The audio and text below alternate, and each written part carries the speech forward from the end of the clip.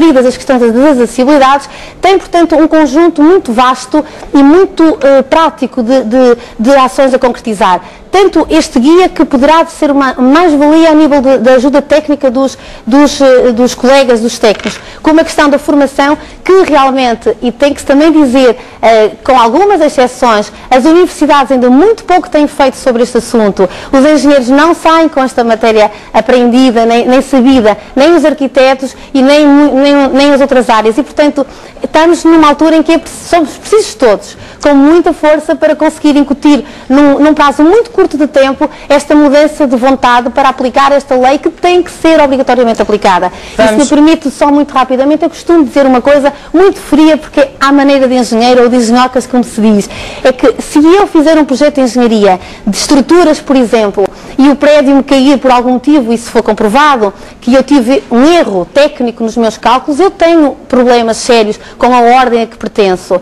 E quando estamos a falar do urbanismo, quando estamos, por exemplo, a falar de espaço público, e colocamos materiais altamente escorregadios, por exemplo, numa rampa, com 30 graus de inclinação, e nada acontece a quem desenhou esse próprio piso, que é um sítio, uma plataforma, onde passa tantas centenas, muitas vezes, pessoas por dia ou até por semana. Portanto, não pode ser assim. A responsabilidade é obrigatória em todos, neste caso, e em particular nesta matéria.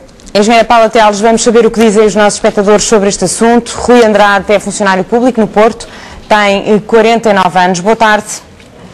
Acha que as cidades portuguesas estão planeadas para todos? Como está, boa tarde. Olha, Patrícia, as cidades portuguesas são muitas. Eu queria-me só fingir a duas, uma pela negativa e outra pela positiva.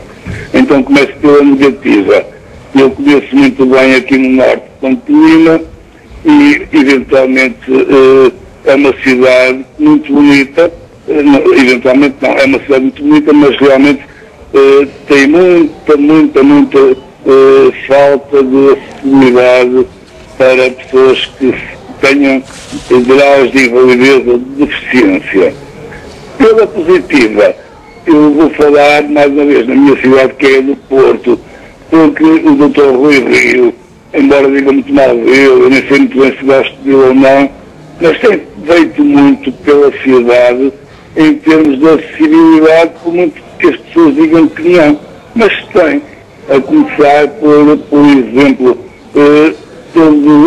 neste momento, todas as instituições públicas têm obrigatoriamente que dar cedência a WC a qualquer pessoa. Rui Andrade, eu estou a ter alguma dificuldade em ouvi-lo. Penso que ficou o essencial do seu ponto de vista. Muito obrigada por nos ter telefonado. Vou ainda falar com Alice Carvalho, uma reformada de Loures, tem 54 anos. Boa tarde. Boa tarde. Muito gosto em ouvi-la. O que é que pensa sobre este assunto? Olha, minha senhora, é o seguinte, o que eu penso é que eu tenho um grau de incapacidade, de deficiência visual, tenho um 10º de visão, e gostei no sentido de participar, que nunca tinha tido a oportunidade de participar no vosso programa, porque este problema hoje toca muito a mim. É o seguinte, as dificuldades que nós temos em Lisboa, em qualquer parte, para atravessar, para andar nos passeios. Inclusive, eu ando agora a fazer tratamentos na Clínica CUF de Alvalade, apanho a caminhonete e deixo na estação do Campo Grande.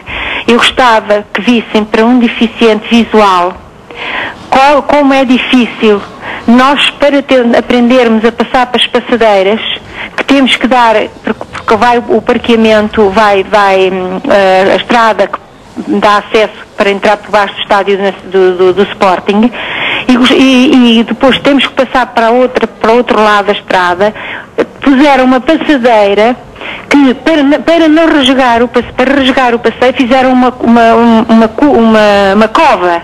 Uma cova. Já lá caí 2 vezes, porque ou vou contra a árvore ou escorrego pela cova para me apresentar no sítio de atravessar. Isto foi hoje.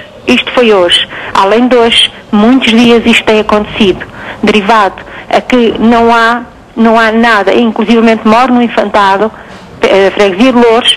No Infantado as rampas são raras, só há na Rua Vasco da Gama, por acaso é onde eu moro, do meu lado.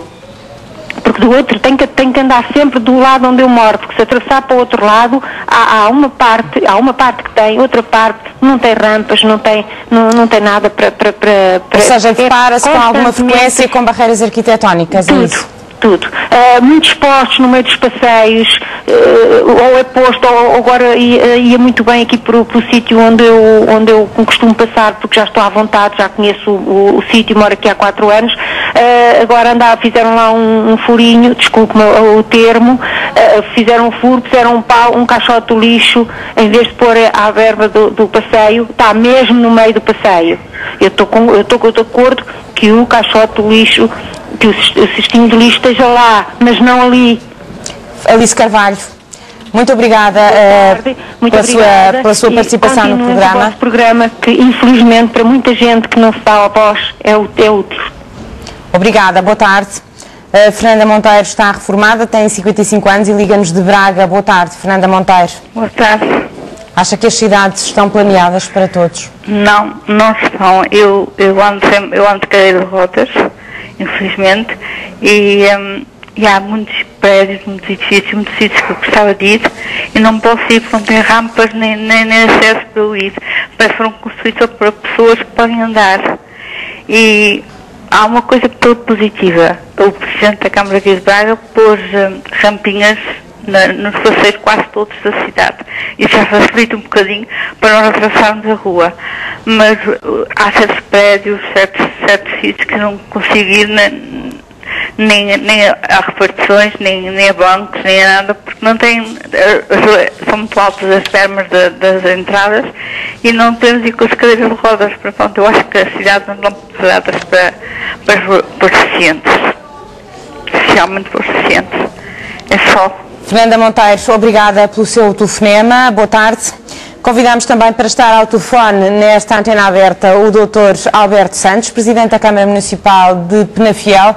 Penafiel foi o primeiro município a aderir a esta rede da mobilidade. Muito boa tarde, Dr. Alberto Santos. Muito boa tarde. Eu gostava que nos contasse um pouco da história do município, a história recente, como é que era antes de aderir a esta rede da mobilidade e como é que está agora. Bom, a verdade é que nós temos uma cidade, à semelhança de muitas outras, que foi sendo construída ao longo dos anos, e diria mesmo ao longo dos séculos, sem grande preocupação em termos urbanísticos e, nomeadamente, sem grande preocupação com as pessoas com mobilidade reduzida, porque, como se sabe, as prioridades eram outras. Hoje em dia a nossa cidade tem ainda uma outra circunstância, que é o problema da orografia, portanto não é uma zona plana, e todas estas razões motivaram-nos a procurar um olhar para a cidade diferente, procurando perceber que tipo de obras, que tipo de intervenções poderíamos fazer para permitir que todos os cidadãos com mobilidade reduzida, e quando estou a falar dos cidadãos com mobilidade reduzida não estou a falar apenas dos deficientes motores, todos aqueles por circunstâncias várias da vida têm a sua mobilidade reduzida, mesmo as pessoas que andam com carrinhos de bebê, que andam às compras, que andam com chapéu de chuva, etc., têm que usar o espaço público. E nessa circunstância, quando tomamos conhecimento que a APLA estava a levar por diante o projeto da rede de vilas e cidades com mobilidade para todos, rapidamente aderimos e transformamos-nos, como se sabe, no primeiro município a integrar esta rede. E de 2013 até agora, o que é que já fizeram? Olha, várias coisas. Em termos de intervenção no espaço público urbano, o centro da cidade, o centro histórico, aquela zona mais comercial, foi toda intervencionada no sentido de permitir que as ruas, os passeios possam ser fruídos de uma forma perfeitamente tranquila por todo e qualquer cidadão, procurando adotar intervenções urbanísticas que retirassem e que retiraram as barreiras arquitetónicas. Por outro lado, em termos de intervenção municipal, mais em termos organizativos, criamos o Gabinete da Mobilidade, um gabinete interno, onde tem assento todos os vereadores com funções executivas, onde tem assento todos os diretores